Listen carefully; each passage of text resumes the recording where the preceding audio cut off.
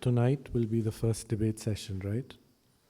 So just so that you know how it's going to work, it'll be from 6:30 to 8:30, and how we're going to do it is that from next week we'll start doing it a little bit differently, but for the coming week, it's a 2-hour session. How many of us are there? Do we know exactly how many of us are here? How many of us are present? Is it, if you do should we do a head count? I think 28 I just counted.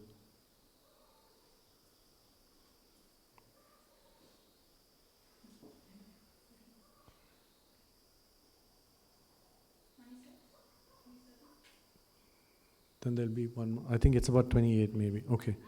So, if we're even numbers, that's excellent. If we're odd numbers, that's okay. We start at 6:30 to 8:30. We'll start with pairs. So you'll all break out into pairs. You choose who you want to pair up with. That's entirely up to you. And we do both hours just in pairs this time for this coming week. I suggest after an hour you switch with someone else, right? So let's assume that Venerable Sangmo and Naga are paired up for the first hour. The first hour, half an hour, Venerable Sangmo will ask and Naga will answer. Then they'll switch after half an hour.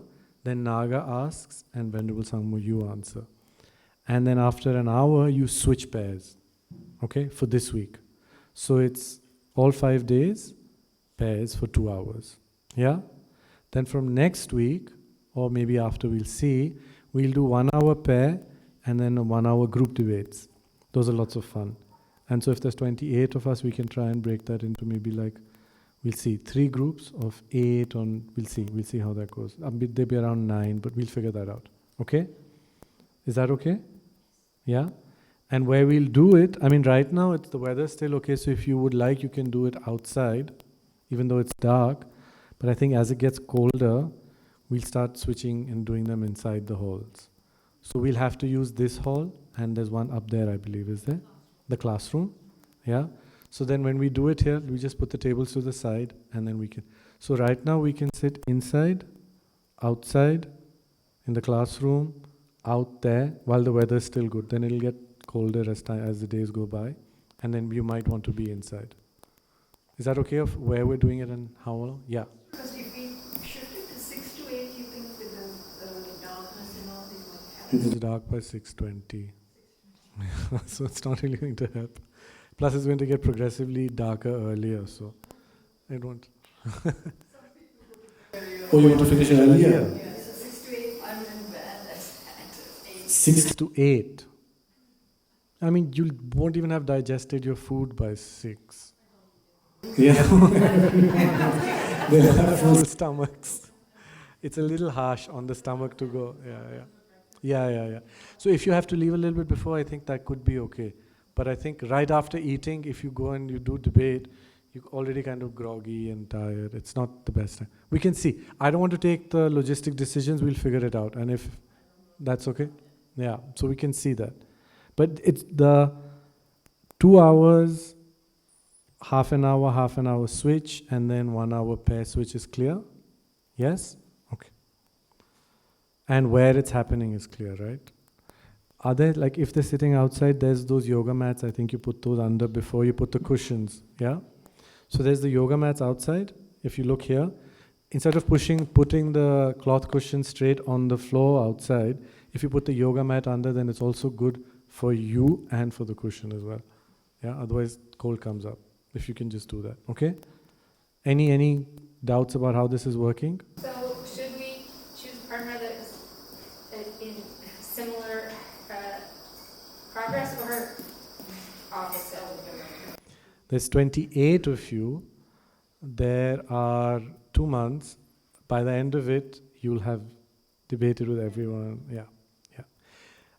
I think in the evening, during the retreat, it might be a little bit disturbing for the whole session. Oh, okay. Sure. He's going to sleep very early and then he wakes up at 10. Okay. And then Okay. and they're time to sleep. So outside here is okay? Okay. So here and there, so here onwards, right? Okay, let's do that then, yeah? Okay. You pick anyone. The nice thing is, the more variety you get, the more interesting it becomes, because everyone's thinking differently. There is the idea that some people are better than others, but it doesn't really matter, because even if you're with someone who's not considered the brightest, or you might not consider yourself the brightest, your contribution to someone and your ideas and your way of thinking still becomes very relevant, because then you have to try and work it out through debate. So it doesn't really matter. But if you're feeling stuck or you want help, then the people who've raised their hands last time, who've already done this, they could be helpful initially, yeah? For the initial few days. Okay. Is that okay, how this is going to work? Okay. Then that whole clapping thing and all, we can discuss that later. Yeah? Yeah, I'm here. I won't be there 2 times a week, because I have to do the online ones, but the rest of the times I'll be here. And I think Gen said he might try and drop in for a visit every now and then. So don't worry, like, you're taken care of. Plus they've already done it, so they can help out a little bit. Okay? Yeah? Great. Then, do you know how the clapping and all, there's a whole ritual behind it. So let's do that at the end. First, let's do what we need to do. So the afternoon sessions are for you. Does anyone have anything you would like to hear again, know again, etc.? Because what I'm going to do is I'm going to give you a lot of these pairs, and then you can go and debate them. But if there's something that you would like to clarify first, this is the hour for you. Anyone? Yeah. So, I was just running through all these 4 things and kind of really, it just occurred to me that if A is not necessarily, on the language, but if A is necessarily not B, then the first and the fourth essentially contradicts or kind of agrees with itself. How? So if A is necessarily not B and A is not A, then it necessarily B essentially means that A is equivalent to B. If A is necessarily not B, and not A is necessarily B, then Isn't it that A is actually B? if the two work out like that, if you can find something like that, that would be incredible. I don't think you'll find one. I don't think there is anything that is A that is necessarily not B. I don't know, actually I haven't even thought of it. Can you think of an example? No, I couldn't think of one. Yeah. I might be, but it just occurred to me that would it follow that same logic? Necessarily not. If A is necessarily not B and not A is necessarily B, no, then A and B will be separate things, I would think. Okay, so could you just explain this once again? Explain these again. Yeah, just very briefly. With the wording, you mean? With the twisted wording? Sure. I'm trying to think of something that you did. I'm trying to think of an example of what you said.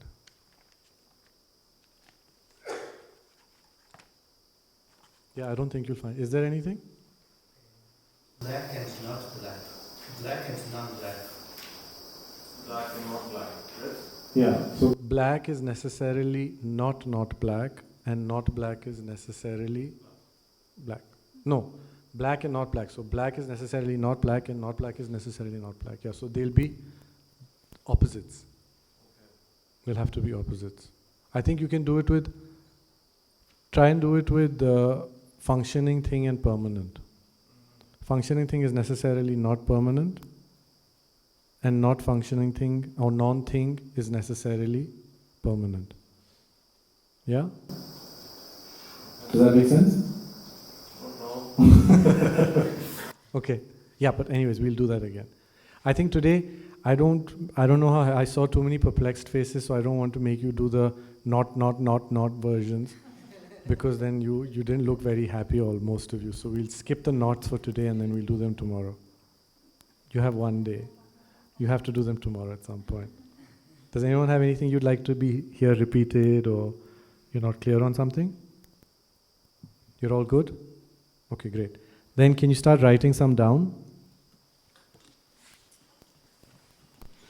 So today you've done very little text, but already from the text you can do some relation. So I'm just going to give you A's and B's, yeah? And you have to figure out whether they are inclusive, exclusive, they have 3 possibilities or 4 possibilities. So there's going to be a long list of A's and B's, yeah? The first ones are very simple, the easy ones. Between bull and living, I'm just reading literally from Genla's text. Bull and living being or sentient being. Yeah? Okay? Then between a Tibetan and a doctor, that's your A is Tibetan and B is doctor. Then between white and flower, that's your third list. Between medicine and a pill, flower and white. That flower. Flower. When you speak in English, you use the word flower. Flower. Whatever. Flower. Oh, like, right.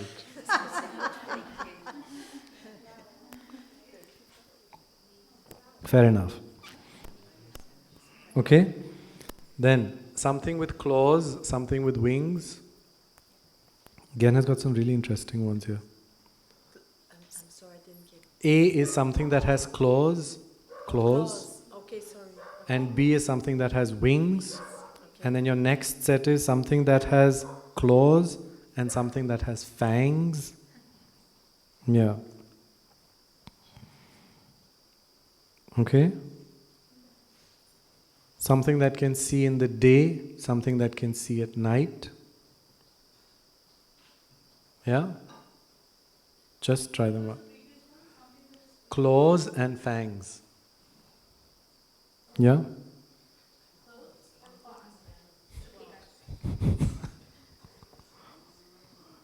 You could even do something that has clothes and something. But you could do there's nothing preventing you from doing that. Okay, when you've run through these, there's some now to start getting used to the knots, okay? What is, you're checking for the relation between not white and flower. Okay? Not what? Something that can see in the day, something that can see at night. Yeah? Then, not white and flower. Again, FLOWE. Yes, flower. Flower. How do you distinguish the pronunciation? Oh, you can't, right? So, flower. Flower. Okay? You can have whole wheat flour, but anyways. Okay? Not white and flower.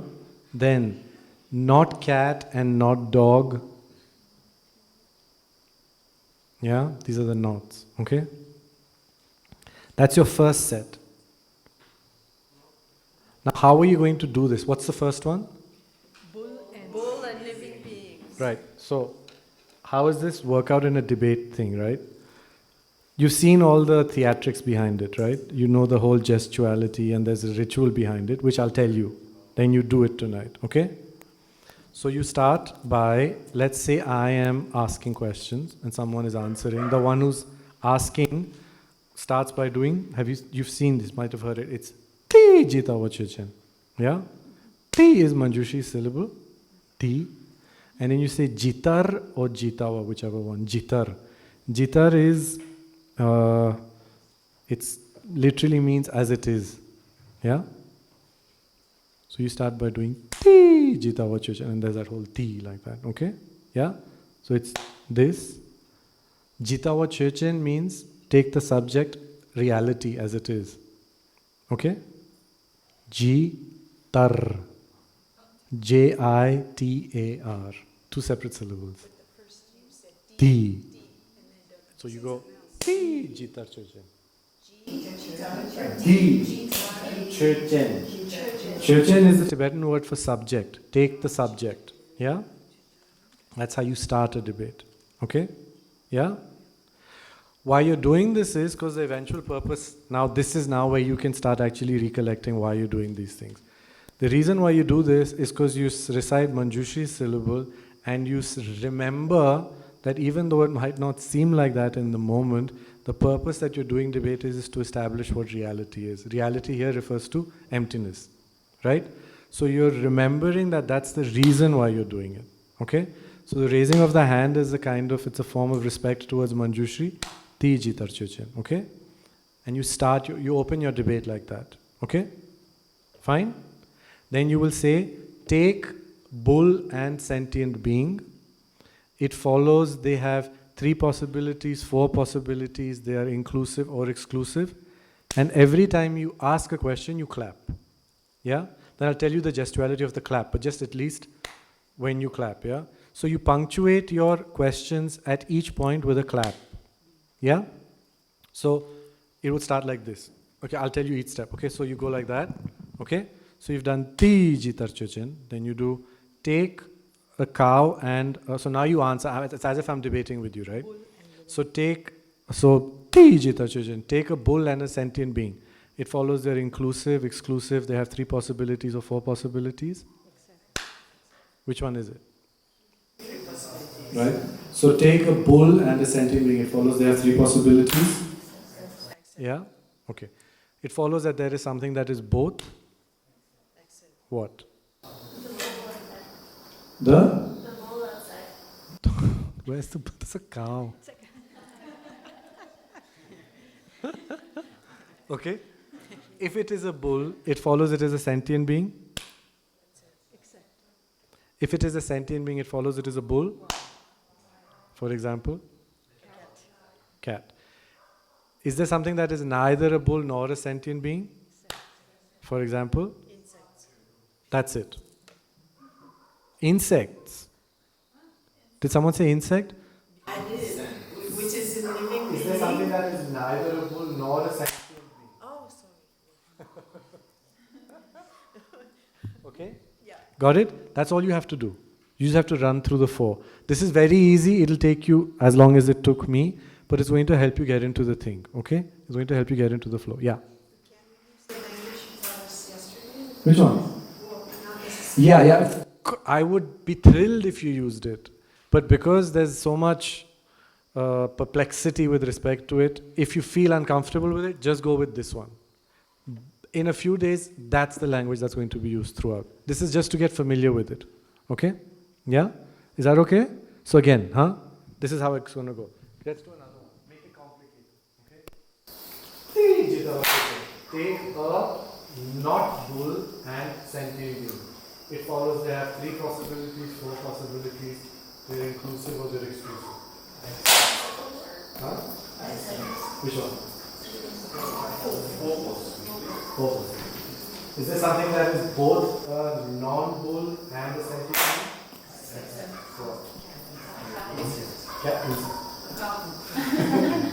If it is a non-bull, it follows it is necessarily a sentient being. For example, flower, which flower?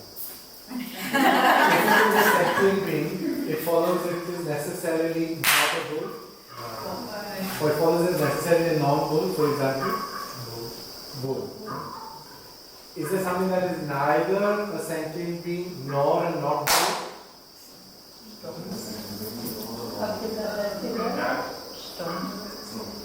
What? Song. Stone. Okay. That is neither a non-bull nor a sentient being. Stone. That's it. All the things that you're like, wait, did that make sense? Did she say something correct? Did he say something correct?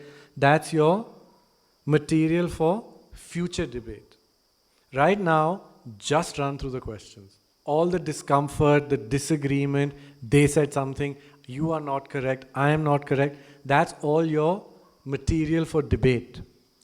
And you will do that once you have become familiar with the structure. So right now, even though you might not agree with what Venerable Sangmo said, you just have to go with it. Okay? You just ask the next set of pairs. And you do that with the next set of pairs. And then someone says something you don't like, you just stay with it and you ask the next set of pairs. You're familiarizing yourself with asking the questions and getting into this structure. Is that okay? Yeah. Atishala, if the answer for something which is neither a bull, which is neither not a bull, neither a sentient being, is a storm, then can we verify by asking something like, so you mean that a storm is not a bull, not a non-bull? One sec. So first, no, don't do that today. Don't do that today. Today, just run through them. Okay? Today, just run through them, because then tomorrow when we go ahead with the text, then we'll ask with the definitions. Because then the text will have definitions of form, color, shape, etc. So then we'll do that. Right now, just get into the habit of asking the questions. Try one session of just doing that. Those of you who've already done this, if you've paired up with each other, feel free to do whatever you want. If you've paired up with someone else, just try and stay within the structure. Yeah? Don't ask further questions. Okay? Is that okay? Yes. No discussion. Nothing. No. Banned. For now, that's not allowed. I mean, it's allowed. Of course, it's allowed. The thing is, if you start discussing, you'll have to resort to your current ways of discussing. We want to unlearn that habit, right? Okay? Yeah? So then how do we confirm if the defender positively something don't agree with, or it is just that he is confused because of the not, and positive something that Doesn't matter. himself. Doesn't matter. Right now, the person who's asking is asking, the person who's answering is answering, and if you feel like you want to ask the question again because they said something wrong, you can ask again. If you feel that they have not understood, you can ask again, but you don't challenge what the answers are yet. Don't challenge any answers yet. Okay? Okay? That's what we're doing now also. For like a good half an hour, we're going to be doing that. Okay? Yeah? Now, yes, Naga. Actually, the debate students from etiquette, I think we're kind of okay, not going extra, but the philosophers, they want to go beyond. Yeah, now that's because you've been restrained for many years now. You don't have unbridled access to debate yet. You have very restrained, initial, childlike steps. So just stay with it, okay? Now, what you're doing, the whole motion, yeah? So technically how it works, I wish there was Gen or someone else to show you, I'm not very good at it. But when you clap, right, you bring your hand back up. So you just focus on this, okay? You focus on as if you have an umbrella. Your hand goes down and then you're pulling it up. Okay? Right? I'll show you again tonight when we're there. So when you clap, you act as if you bring it back up. What this hand does is irrelevant. Some people it does this, some people it does this, doesn't really matter, okay? Yeah?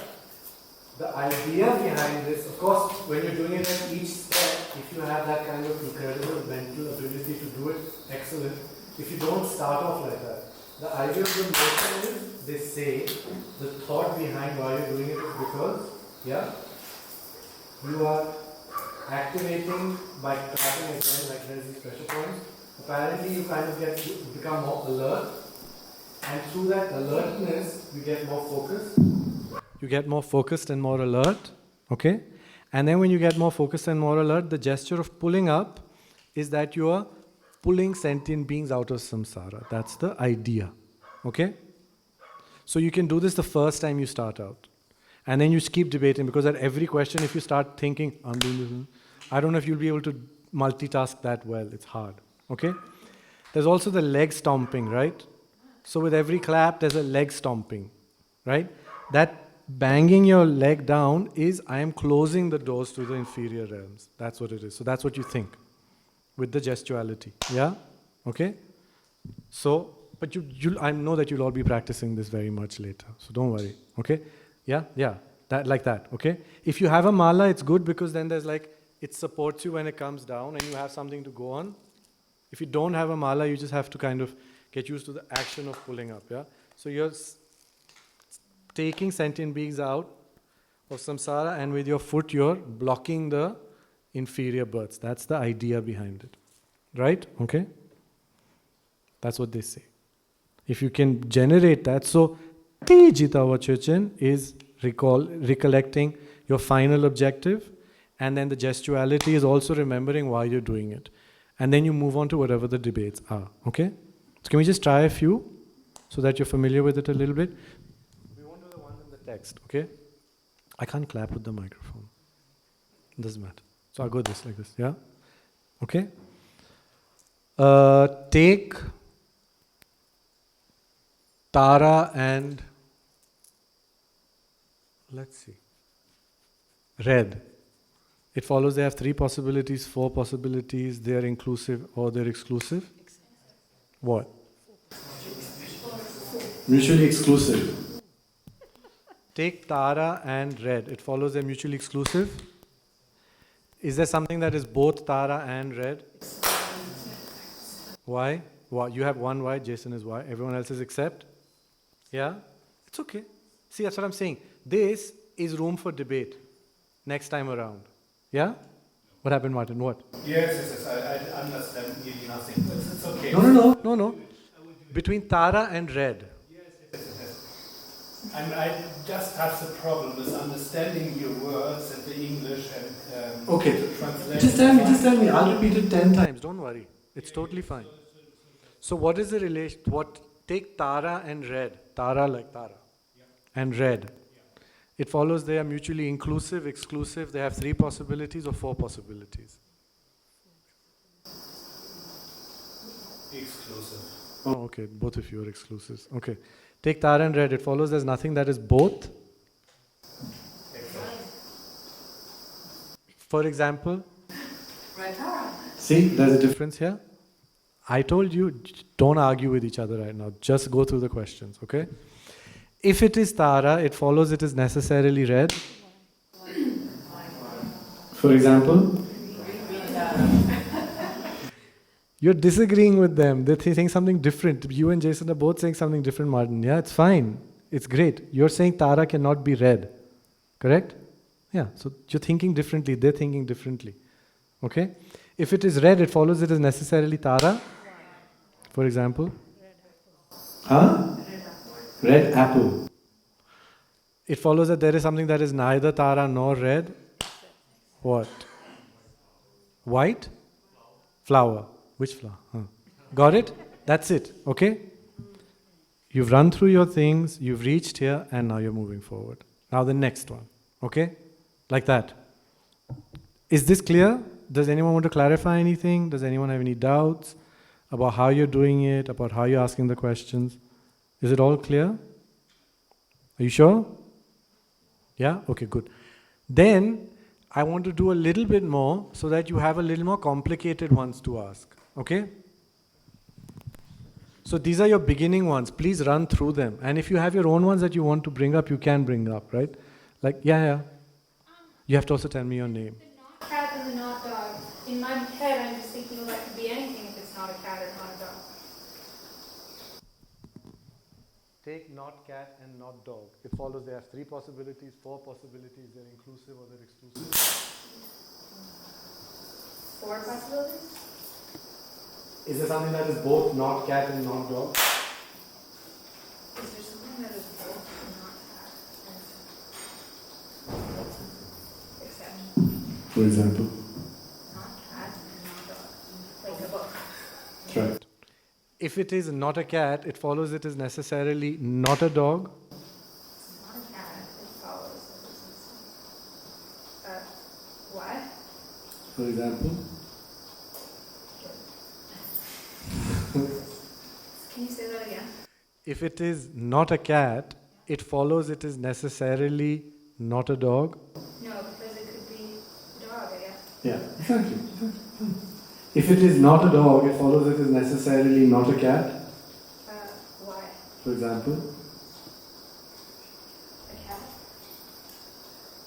It follows there is something that is neither not cat and not dog. Except? Like what? Neither not. Book? Wait, Okay, a book. neither not cat. Neither not cat nor not dog. Oh, not. Not nor. That's hard, that's hard. Neither not a cat, nor not a dog. I'm not asking it like that. I'm not asking it like that. We're just saying, is there something that's neither? We're asking it the simple way, right? Yeah? Is there something that is neither not cat, nor not dog? That's where we're getting tripped up, right? So that's why I said first run through the positive ones, then do the negatives. Essentially, is there something that is not a not cat and not a not dog? I would think so. Like what? Like anything? Isn't anything not a not cat and not a not dog? Okay, fine. Right now, fine. So like Shmuel was saying, but doesn't it make sense to ask? Yes, it does make sense to ask. Tomorrow we'll ask. But right now, just say whatever you think and then move forward. And then later when you go to your room, you'll be like, what? So just, by the way, there's another experience that you should all be aware of. A lot of debate, learning, happens outside of class and outside of debate courtyards. And especially if we are all doing it for an extended period of time, there's a lot of kind of passive learning that happens. So you'll be sitting in your rooms, you'll be thinking, you'll be stressing out. Then after a week or about 10 days, you won't be able to sleep very well because you'll be pondering over things.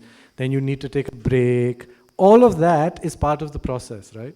So when you're like stressed out and you're like, I just need to rest because I can't sleep, then you take a day off or something like that. So it's a very organic process. This kind of assimilation happens naturally. So now I'm assuming at some point today you'll be like, what the hell did that even mean? Not. And then you figure out something, right? So just like that, okay? That's why we're not doing too much right now. Okay? Yeah? Okay. Now what I want you to do is go back to syllogisms just for a second. Okay? What is a syllogism made of? Three things, three components. What are the three components of a syllogism? Sign, reason, correct. Okay. Can you give me an example of a syllogism?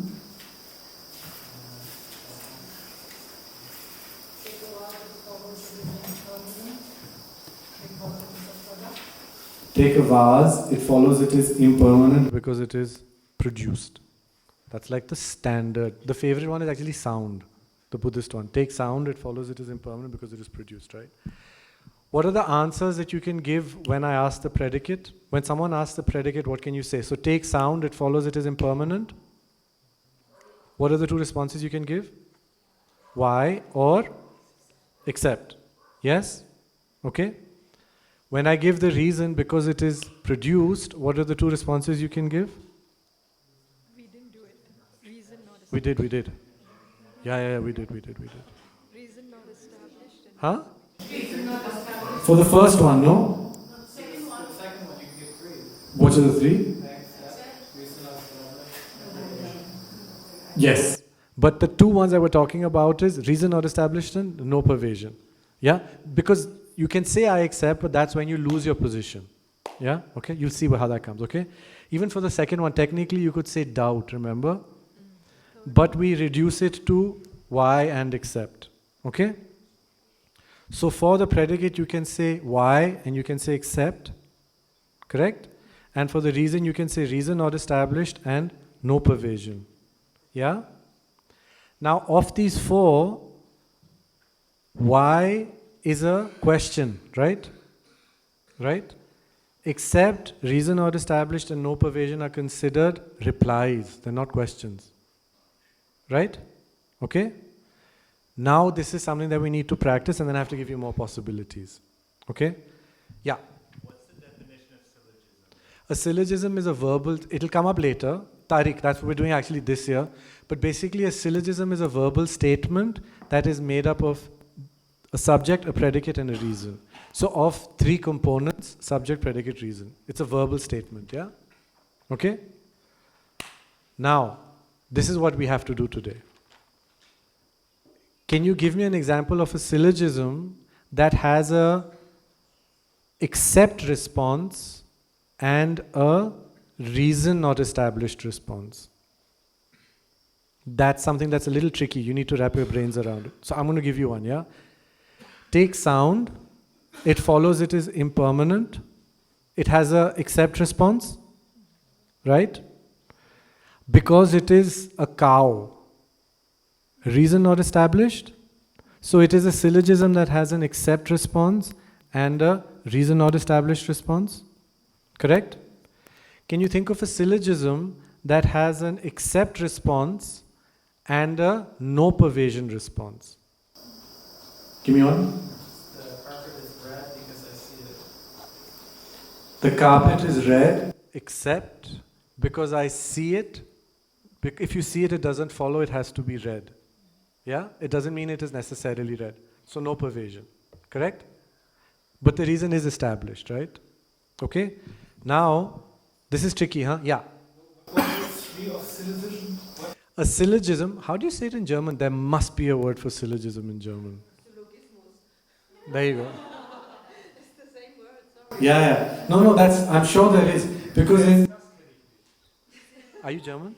Okay, great. Please help everyone. Yeah, I know, I have to, but no, the word is... The word is syllogism? Yeah, I'm sorry, it is. No, that's good. Why are you sorry? That's how it is. It's good to know that. Even in most languages, it's like that. Syllogism, yeah? So it has a subject, it has to have a predicate, and it has to have a reason. That's it. Yeah? That's it. Now, when you have a syllogism, when you... What? Are you okay? And what's the difference to an argument? There's no difference. But sometimes arguments don't have to be structured like this, right? You can just say, I don't like this, period. And you can argue about why I don't like this. So when it's structured clearly in these three, then it's a syllogism. But your point is valid because the nice thing about this is, and when you said it like that, it's nice because we already know how to use it. We think like that. The difference is oftentimes when we say it, it's not clearly structured. And when it's not clearly structured, then it's harder for you to try and understand where you can analyze it. You know, like if something is not clear and it's all murky, you don't really know how to go and get clarity out of it. So when you take an argument and you structure it as subject, predicate, reason, then you know, are you seeing if the reason is established? Are you seeing if there's pervasions? So it makes it easier. But essentially, we already do it. Okay? Yeah? Now, try and learn the syllogisms. Think of many examples of syllogisms and think of syllogisms that have these kind of answers. So I'll give you one, for instance. Take tonight, yeah? And we're talking real time, yeah? Take tonight, it follows it will rain. I haven't given a reason yet. Is it why or is it except? Why?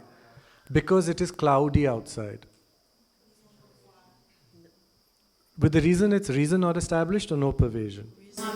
It's not cloudy outside, right? One sec. If it was, then the reason is established, but you're saying because it's cloudy, it doesn't mean that it's necessarily going to rain. So that's no pervasion. Got it? Yeah? I have to go ahead because you're all very good with the previous part. You've all got it, and we still have 1 hour, so I can give you more material. If you had asked many questions, then we wouldn't have gone ahead. This is your own doing, so unfortunately. Right? Yeah. We'll do it many times, don't worry. Take tonight, it follows it will rain.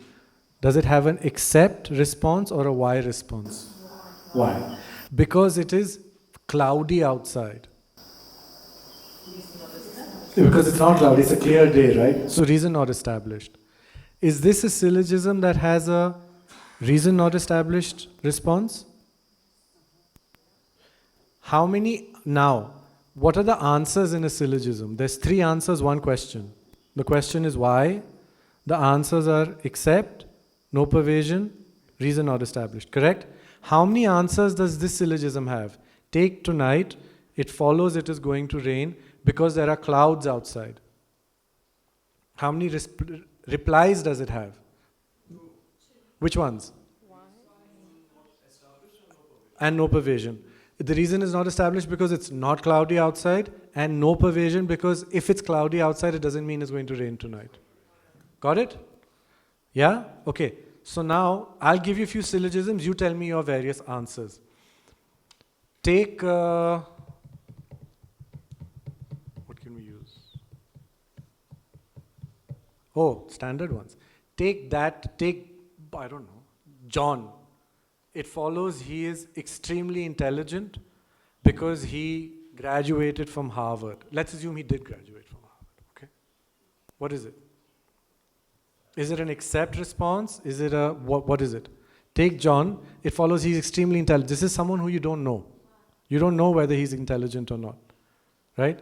You're one, like for instance, you've all come to study here. You read the little teacher bio. You saw what we've done. So like take Atisha, it follows he's very good at debate because he studied it for 10 years. That's your syllogism. You've come here, you don't know whether I'm good at this or not, okay? But you've assumed I am. Just to show whether your assumption is founded or not. So take the syllogism is take Atisha. It follows he's good at debate. Are you going to say why or accept? You don't know whether I am. Reason is why. Reason is not established. Why, right? You'll all say why. So it's a why response. But if you would have added that you have studied at IBD then? I'll add that because I've studied at IBD for 10 years. Is the reason established?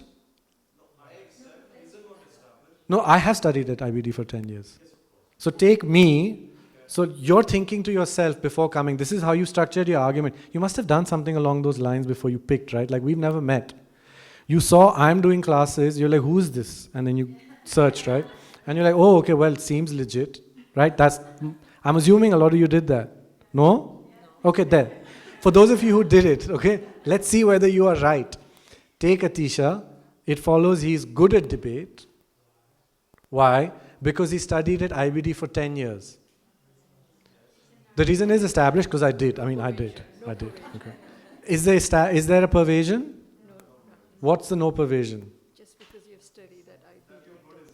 No, just because I studied for 10 years at IBD doesn't mean I have to be good. So potentially, you all might have made a mistake, right? I'm serious though. It's true. Your assumptions could be totally unfounded. I might be terrible at this, right? So it's a syllogism which has how many replies? The reason is established. It's why, so it's not a reply. It's a question. And the only reason is no. The only reason reply is no pervasion. So it's a syllogism that has one reply because the reason is established. You can't say reason not established. The only reply that you can give is no pervasion. Sure. Take Atisha. It follows he's good at debate, or better. Take Atisha. It follows he can teach debate well. That's probably more the reasoning behind it, right? Because he studied for 10 years at IBD. You can't say reason not established. You haven't said accept. So it's why response, which is a question, it's not a reply. Reason is established. So the only reply that this syllogism has is no pervasion. Because he studied at IBD for 10 years, it doesn't mean that he can necessarily teach well. Correct? Yeah? These kind of syllogisms. Another one. Take dinner, I don't know. It follows it is Indian food. It will be Indian food because it smells like masala.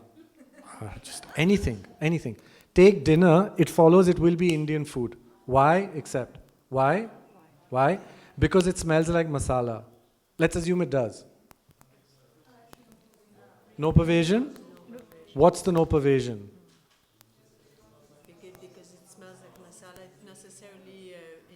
There you go. So just because it smells like masala doesn't mean it's necessarily Indian food. Take this syllogism. It follows it is a syllogism that has how many replies? One. Which reply? No pervasion. No pervasion. Right? Okay? Like this. Yeah, Shmuel. With regards to the first reply, why or accept, is it counted in the number of replies? If accept is given, it's counted as a reply. If why is given, it's not counted as a reply because it is a question. Yeah? You know why it's important to understand? Because now when I'm going to make you do this with syllogisms, what will you do? So see what we're doing. Okay, I think we can share this with you. You are trying to essentially, we've said learning how to debate means learning how to use syllogisms, right? To learn how to use syllogisms, you have to be able to, one, structure your thought into syllogisms. Like you said, you have to take your arguments and form syllogisms out of them. When you form syllogisms out of your arguments, you have to be able to also again practice how do you check for the validity or accuracy of a syllogism. And a syllogism will be accurate when the reason is established and there is pervasion. Correct? Now, if I just do this with you and I expect you to go outside and debate this, because you're not familiar with it, you won't know how to use it. And so you'll fall back in your old way of reasoning. But when we do the relations that I'm going to give you now, you'll be forced to imagine a lot of syllogisms and you'll get practice of how to structure arguments in syllogisms. And then you'll see in a minute, you'll be looking at how do you check for the validity of a syllogism. So you'll be checking whether the reason is established, whether there is pervasion, do you say except, do you say why. And the repetition of this will make the structure of a syllogism fall into your mind very easily, on the one hand. Then when we'll be doing these relations that we're doing 3 possibilities, 4 possibilities, you are learning how to think about the pervasion. See how we're saying pervasion, there is no pervasion? You're thinking about pervasions. And as you develop the skill of questioning over there, and you gain familiarity with syllogisms, at some point both of these will come together and you'll be able to reason it out in syllogisms. That's why it's important. Not for any other reason. 100%.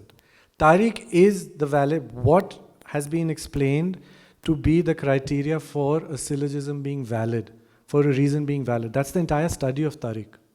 Yeah? So, when we say, where are you from? Delhi. Okay, great. Hetu, Tark, that's what this is.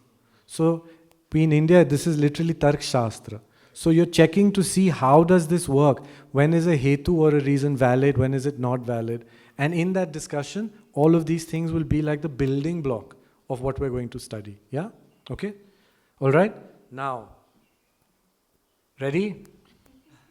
Ready? Give me an example of a syllogism with only an except response. Except reply, sorry. Give me a syllogism that only has an except reply. Which means it doesn't have a reason not established, it doesn't have a no pervasion. Huh? That's not a syllogism. Oh, you'll have to phrase it. You have to make a syllogism with 3 parts. So make a syllogism, yeah? Bachelors are unmarried because that is the definition of a bachelor. Being unmarried is the definition of a bachelor, right? Is it can you say why? You can't say why. Bachelors are unmarried, they are unmarried. Is the reason established that the meaning of bachelor is someone who's unmarried? If it is someone who's unmarried, it follows that they have to be unmarried? They have to be unmarried. No, your pervasion is the predicate. If someone fulfills that definition of being unmarried, it follows they have to be unmarried. So it is only an except response. Perfect. Right? Now make a syllogism which has only an except and only a reason not established response. This is really good practice, by the way. And I don't think they'll be as quick as you would want them to be either, because we didn't really do so much of this online, remember? Yeah, so come on. Give me a syllogism that has only an except response and a reason not established response. It doesn't have a no pervasion response. Can you just say that one more time? Of course. Make a syllogism that has only an except response and a reason not established response.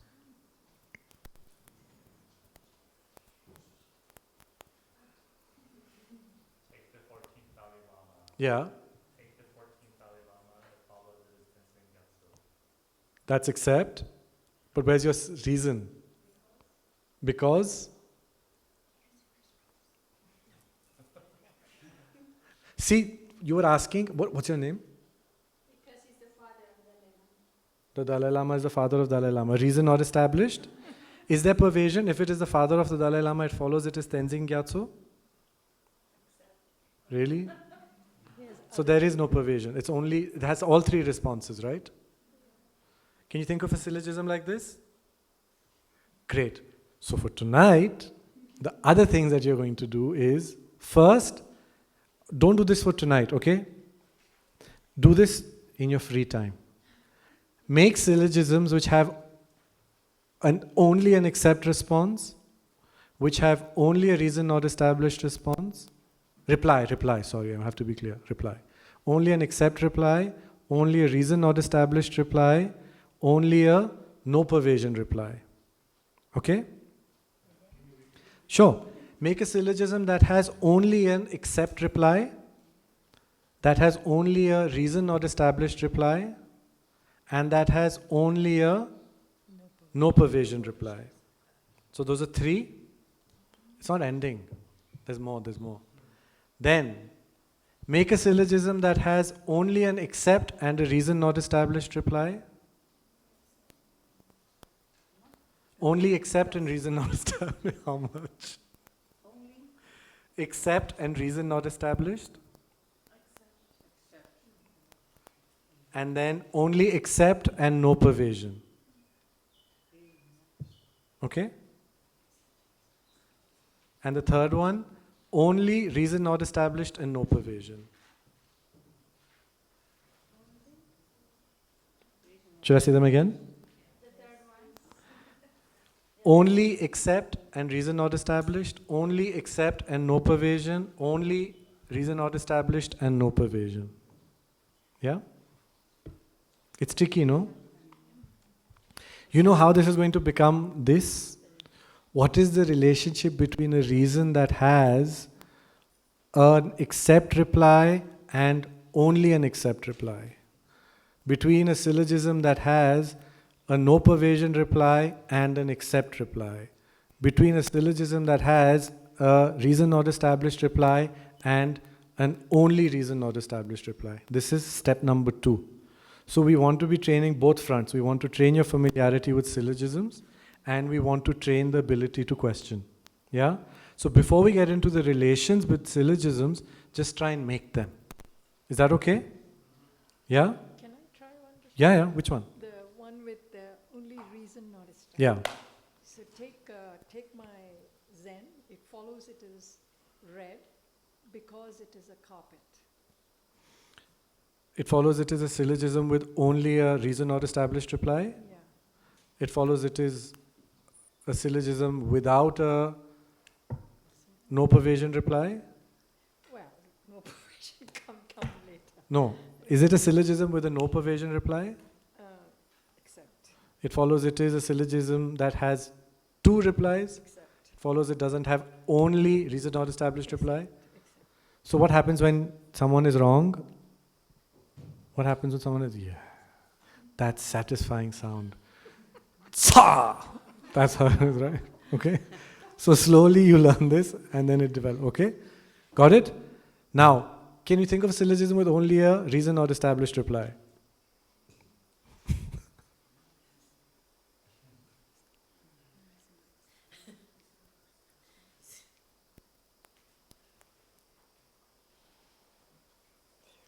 Take a bull. It follows it is a sentient being because it is a cow.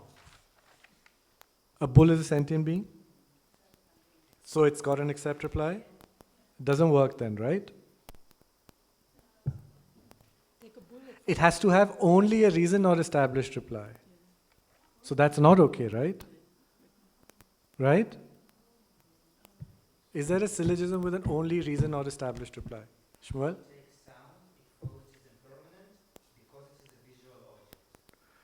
It follows it is not a syllogism with only a reason not established reply. It's easy. You have to say, just switch it. Take a bull. It follows it is not a sentient being because it is a pot. Is the reason not established? The pervasion is there. If it is a pot, it follows it has to be a sentient being. It follows it is not a sentient being. Right? So the reason is not established, the pervasion is there, and there is no accept reply, right? So there's only a reason not established reply. Correct? Yes? Yes. Just get familiar. Yeah. Why is the why in reply? Because it's a question. So it's just a definition. Yeah. It's just a definition thing. Yeah. So it's a response but not a reply. Yeah? The thing about the why is what then makes the debate proceed. That's why you don't call it a reply, because it's not replying to something. There's a state of uncertainty or disagreement, right? Is that okay? It's a response, but not a reply. Yeah, that's the thing. Okay? Give me a definition of a syllogism with only a no pervasion reply.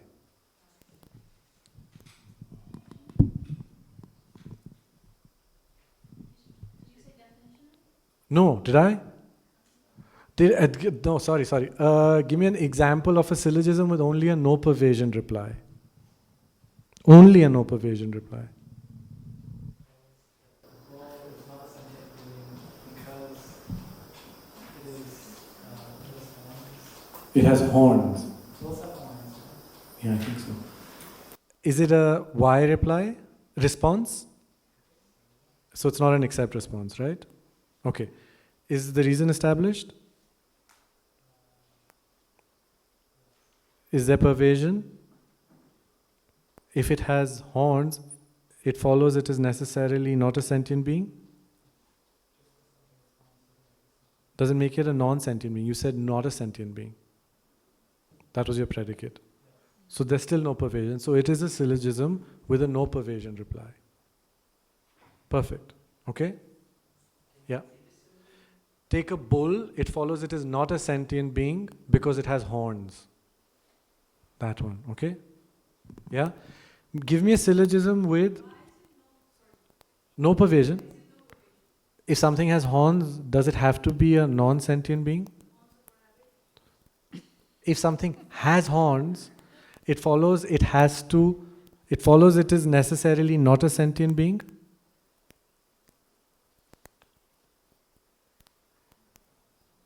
We're not saying does it have to not be a sentient being, but does it have to not be a sentient being? It's different. Is everything that has horns necessarily not a sentient being? No. Right? For example?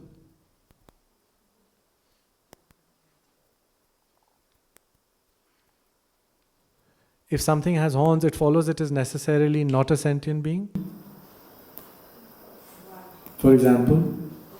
There you go. So no pervasion, right? Okay? Give me a syllogism which has a reason not established, Maya. Reason not established, yes. Okay. A reason not established and a no pervasion reply. Only reason not established and no pervasion reply.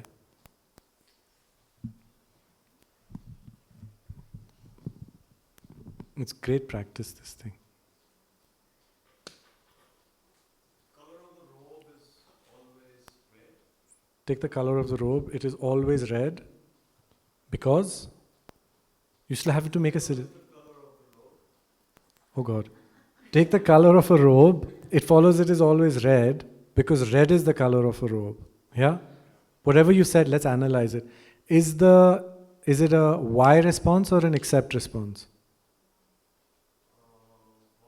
Why? So the accept reply is not there, fine. Is the reason established? Yes. So then it doesn't have a reason not established reply.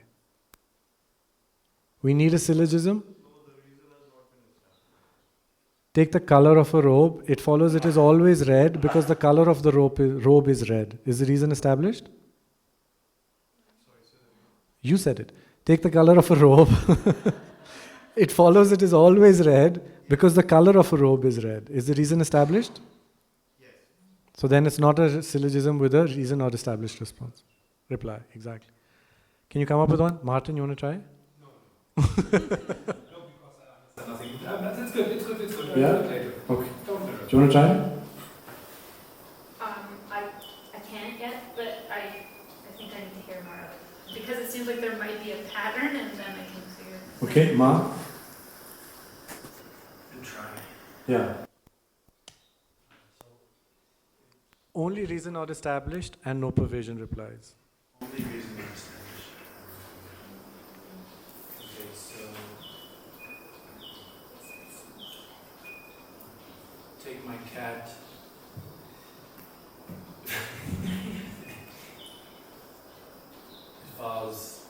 He has 5 legs.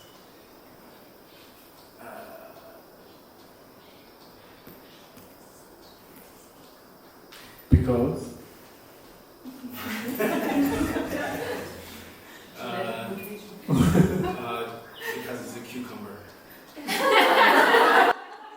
cucumber. Kelsey. So run us through it. What's the first response? Take my cat, it follows it has 5 legs. Why? So it doesn't have a accept response. Perfect. Because it is a cucumber. Is your cat a cucumber? No. Reason not established. If it is a cucumber, it follows it has to have 5 legs.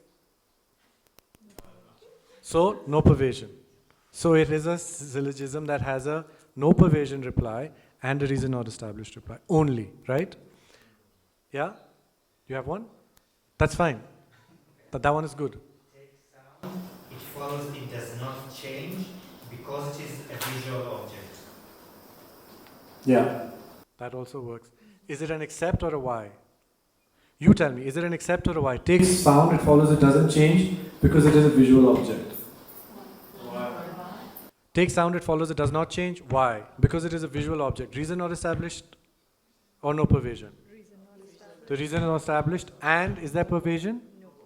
No pervasion. So it is a syllogism with the reason not established and a no pervasion one, right? Do you want to try one now? Okay, I'm just sort of gonna say something. Yeah, we testing it. We have to test it. That's the whole point. This book. Yeah. Okay, what's the format again? It follows it is something because it is follows that something. it is glowing. Okay. Glowing. Why? Because it has words. Is the reason established? Does the book have words in it? Yes. So the reason is established. Yeah. Okay. It's glowing because? Because it's a book. Is that book a book? Yes. Is the reason established? Yeah. So now you have to think of another one that. Do you have one? Take that book. It follows. It is glowing because. Because. Is the sun shining? It's still is the reason established? Take the book. It follows. The sun is not shining. And the reason is not established if those two have nothing. So okay, good. So the reason, if the sun is shining, it follows it is glowing. If the sun is shining, does it mean something has to be necessarily glowing? No, so no pervasion. So reason not established, no pervasion. Yeah? Okay, perfect. Yeah. Take water, it follows it is pink because it is a book. Okay. Take water, it follows it is pink. Why? Accept? Why? Because it is a book. Why or accept? Reason not established? Is there pervasion? If it is a book, it follows it has to be pink. So no pervasion as well. So it is got it? Can you give me a syllogism that has only a accept reply? Yeah. Take out the subject, a pillow behind you, it is yellow. Take the subject, a pillow behind you, it follows it is yellow. Because? Because it is yellow. That technically is fine, but it's like a cheap escape. Yeah, you can think a little bit more. Yeah? Take a human being. Uh-huh. All human beings are mortal. Yeah, see, this is that one. So take Aristotle. Isn't that what it is? Take Aristotle. Socrates. Take Socrates. It follows he is mortal because he is a human being. That's the one. That whole thing, all humans are mortal. Socrates is a human, therefore Socrates is mortal, is a syllogism. It's the same thing. It's just worded differently, right? And then when you do Tariq, you'll see that it amounts to the same thing. Okay? So that one technically works. Okay? Make a syllogism with all 3 replies. Except, no pervasion, and reason not established. Could you back up? Could you explain how to check for no pervasion? I get hung up on that. That's the beautiful thing. Okay, so let's do it. It's just one. So let's do it. Take Socrates. It follows he is mortal because he is a human. What is the reason or established? Let's check each one. When you say except, what are you saying? Where does the except reply fit in? Take Socrates, is mortal, except. Take Socrates, it follows he is mortal because he is human. What is the reason not established saying over here? No. If you said reason not established, what would you be saying? Exactly. When you say there's no pervasion, what would you be saying? Exactly. Which in our languages, if it is mortal, it doesn't follow it is necessarily, if it is human, it doesn't follow it is necessarily mortal. That's the no pervasion. That's this one. That's in neither of these, but it comes out from the way you ask over here. Yeah? But it is A, but it's not A, right? The What? language is A. Outside. No, that's what I'm saying. Don't look at here. This is what the no pervasion, the understanding of no pervasion comes out of an understanding of this. Because you're saying, so you're asking someone, if someone is mortal or if something is human, it follows they have to be mortal. That's these questions, right? It's the second and the third question. So if you say why, then you're saying there's no pervasion. Not everything that is human has to be mortal. If you accept, then you're saying that they are either inclusive or three, but it doesn't matter so much. So you're asking the second and I'm the saying third. there is pervasion, then I'm saying it's either the second or third option. It's going to be the second or the third. Yeah, you'll get that from there. Yeah. Okay? Okay?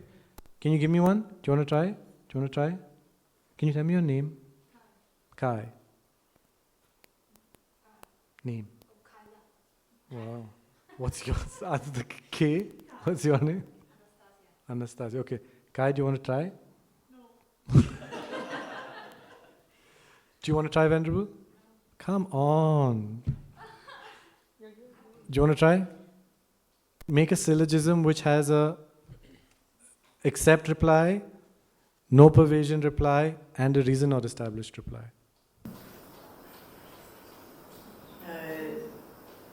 All sentient beings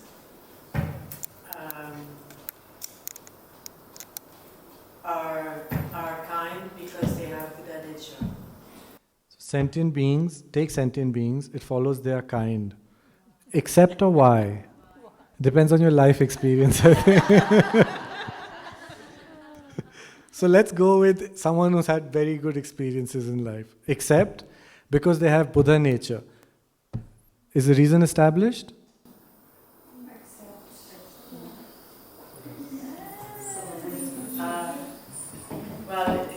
Is the reason established? Yes. So that's not a reason not established, yeah? And if they have Buddha nature, it follows they are kind. So then it is reason established and pervasion. It's a complete contrary. It's because, because the way I saw it is because there are different schools that say, well, yes, but how do you prove it? So then that will come in when you do tariq, there's syllogisms that for someone are not like that. But right now we're not doing that. We're just checking for ourselves, yeah? Okay? So you're asking for a syllogism with? Except, reason not established, no pervasion. Yeah? Just rephrase what you said. Do it. All sentient beings have Buddha nature because they are unkind. Okay. Is it an accept response? Sure, of course, we're Buddhists, we have to say accept. Is the reason established? Because they're not kind. And is there pervasion? What is the pervasion? If they are unkind, it follows they have Buddha nature? Why, right? So, no, perfect. Yeah? You can switch it around like that? Okay, sure. But you still have to prove that they have Buddha nature. Yeah. Take this as a throat medicine which cures your throat pain. This thing, so we have something, no? Okay, fine. Take this, it follows, it is? It follows that it is a throat medicine which cures your throat pain. Okay. Because medicines can also cure your headaches. Something. Okay, let's try. Take this thing, whatever it is, that ointment, it follows it is throat medicine, except that cures your throat pain, because all medicines cure your headache. Reason established? No. Is there pervasion? No pervasion. If all medicines cure your headache, it doesn't follow that it is a throat medicine that cures. Exactly. Right? Okay? Are you getting slightly closer? Now can I tell you one thing that's nice? Now that you've heard syllogisms, just think of this for 1 second. What are the 4 seals? What are the 4 seals? That's a syllogism. That's a syllogism. Take this, it follows it is impermanent because it is compounded. That's a syllogism. What's the second? What's the second? All contaminated things are the nature of suffering. It's a syllogism. Take this, it follows it is the nature of suffering because it is contaminated. Now come to what Gen was saying the other day. Whether the reason is established for someone else or not is another issue. Is it established for you? Is this body contaminated for you? If it's not contaminated for you, you can't use this as a reason to say it is the nature of suffering. If you're not sure that contaminated things necessitate that they are the nature of suffering, for you this is not a correct reason. So the 4 seals are not correct reasons for you. It doesn't work. Now you see why we do this? Because in the texts, you'll notice this time and time again. Everything that many of you must have studied up till now is just a lot of syllogisms. It really, really is.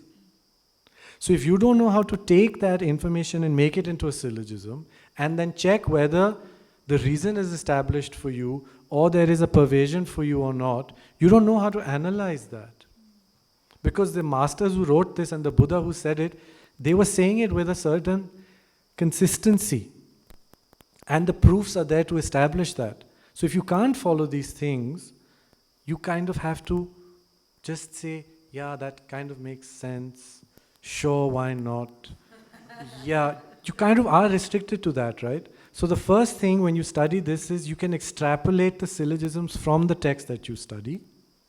And then once you can extrapolate the syllogisms, you can check whether for you the reason is established, whether for you there is pervasion, and if you don't think the reason is established, then you can try and read the text to see what it says about why the reason is established.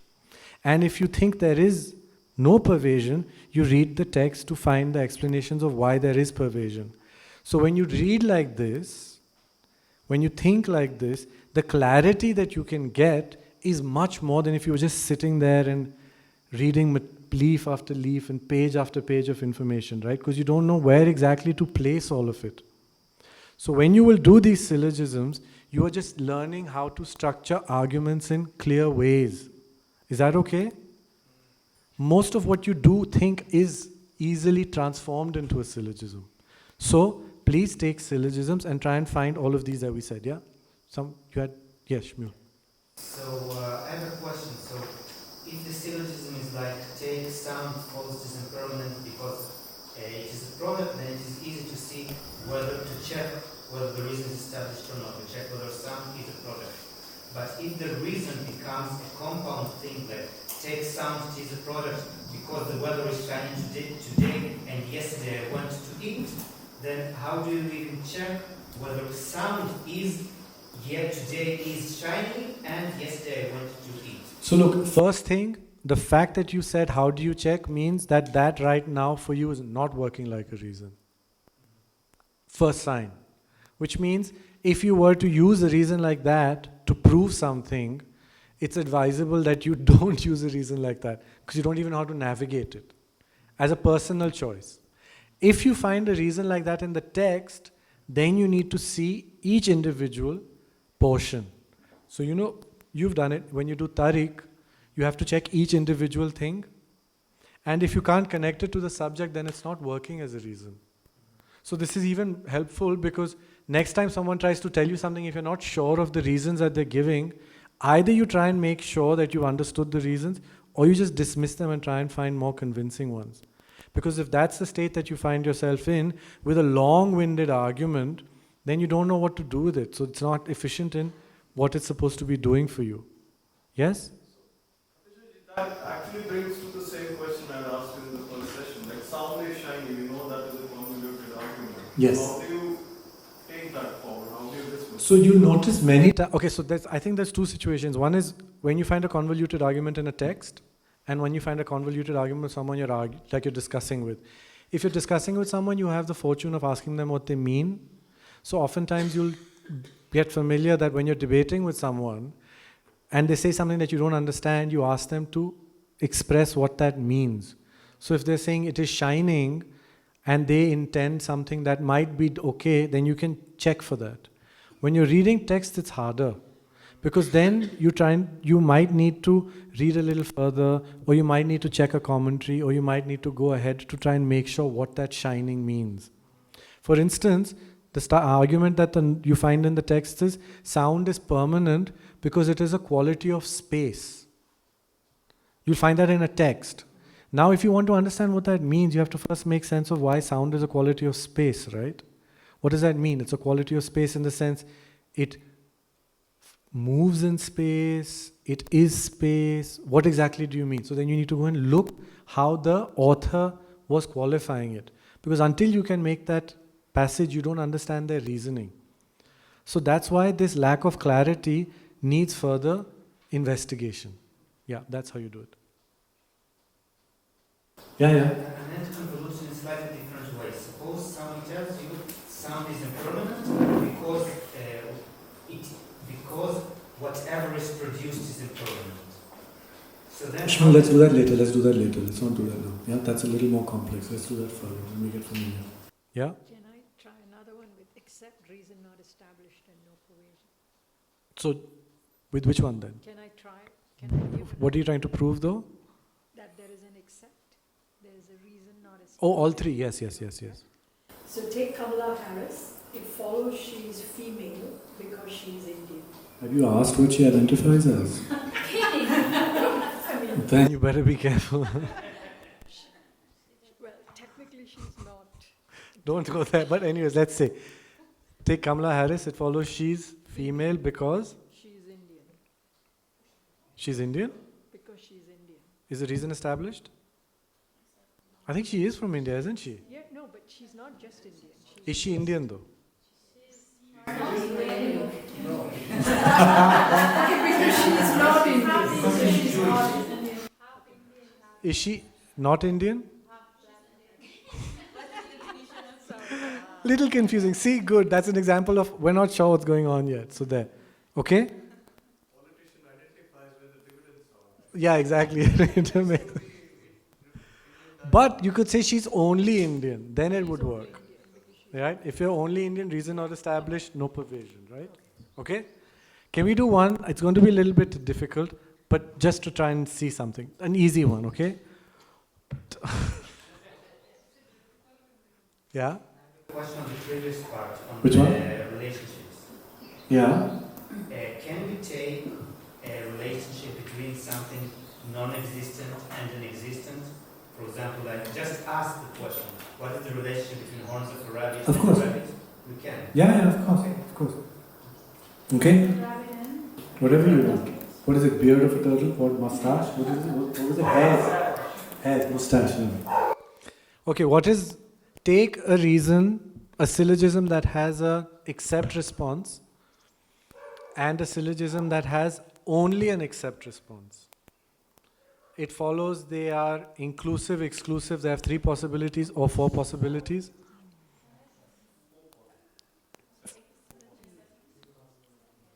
Three possibilities, 4 possibilities. 3, 4, 3, and then a syllogism that has an accept response and a syllogism that has, an accept reply and a syllogism that has only an accept reply. You want mutual, like the same? Inclusive. Inclusive, yeah. Okay. Inclusive, exclusive, 3, 4. A syllogism that has an accept reply and a syllogism that has only an accept reply. What is it? 3, 4, inclusive, exclusive. Inclusive. Inclusive. Inclusive. J. 3. J. 4. 4. Maya. 3. Dineshi, I'm going to go like this. 3, 4, inclusive, exclusive. 3. 3, okay. Right? So technically, if you were versed in debate, you go outside. Martin, 3, 4. Inclusive, exclusive. So when I translate response and reply, as in German it's the same, so I'm wondering about you know, but relax, I asked the guys and so I will find out what you mean. What did you say? I'm not sure. Inclusive. It's not the same, Martin. Eine Antwort ist die korrekte Antwort auf eine Frage, aber eine Erwiderung kann alles sein. Okay, lass mich mal drüber nachdenken. I think you and Martin will be debating in German. Okay, great. You said inclusive. What did you say, Anastasia? Yeah, I'm not sure, 3 or 4. 3 or 4. Okay, let's do it. Is there something that is both a syllogism with an accept response and only an accept response? Accept, for example. For example? Human being is a sentient being? Syllogism. It has to have, a syllogism has to have subject, predicate, reason. So, Take a human being, it follows it's a sentient being because it has mind. Because what? take the syllogism, take a human being, it follows it as a sentient being because it has a mind. It follows it as a syllogism that has an accept response. It follows it as a syllogism that has only an accept response. Yeah? Only an accept response? Yeah? Okay. That's what now, we don't go forward, remember? We have to hold back. Fine. If it is a syllogism with an accept response, it follows it is necessarily a syllogism with only an accept response? With only an accept response? Accept? Who's the wise? Let's hear some wise. Wise, give me an example, for example. For example? Take this book, it follows it as paper because it is an elephant. Take the syllogism, take this book, it follows it is paper because it is an elephant. It follows it is a syllogism with an accept response. It follows it is a syllogism that doesn't have only an accept response. That's it. Move forward. If it is a syllogism with only an accept response, it follows it is a syllogism with an accept response necessarily. Accept. Who said 4 initially? Who said 4 initially? All the 4s. All the 4s. Do you see that you 4s, are you changing your mind now? Are you changing your mind? J? It's okay, but do you see, now are you saying this 4 or 3? If it is a syllogism with only an accept response, it follows it as a syllogism with an accept response. Accept, so not 4, right?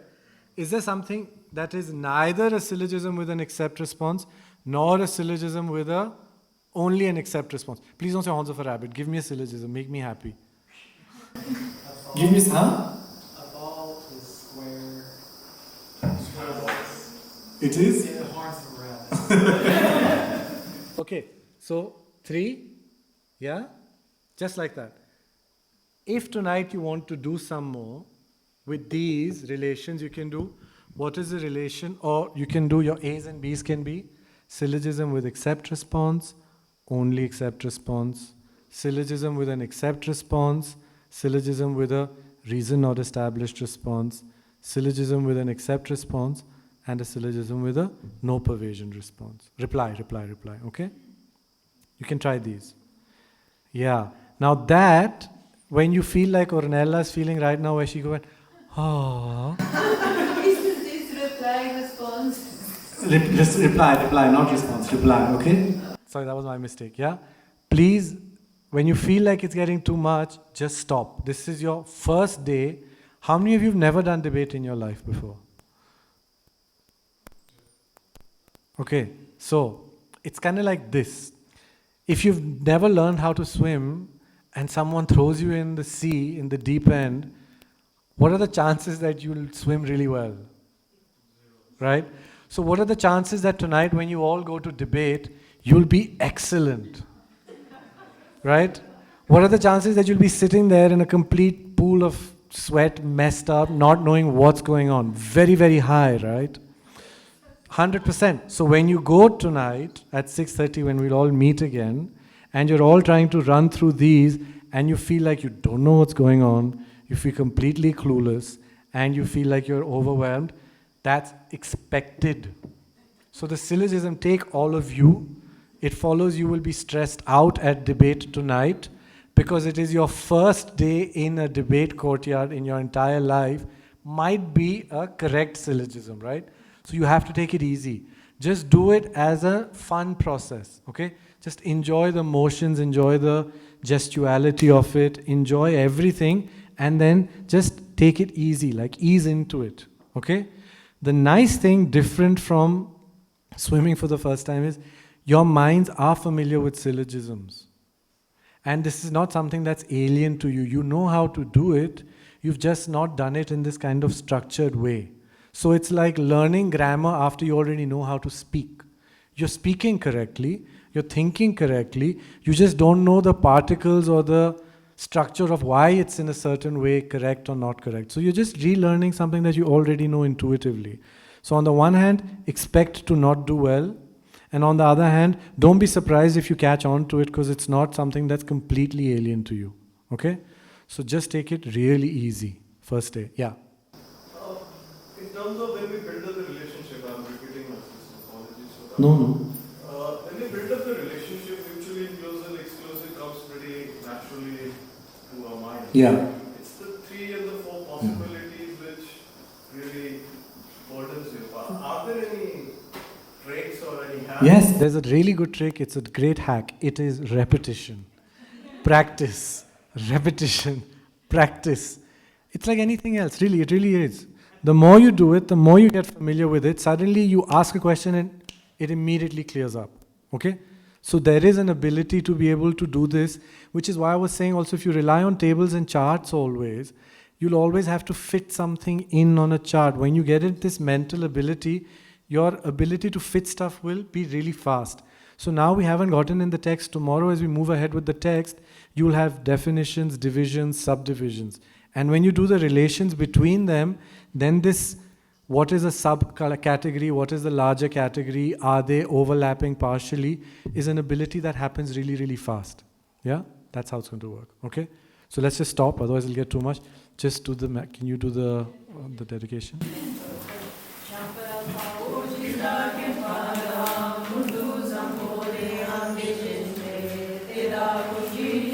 you.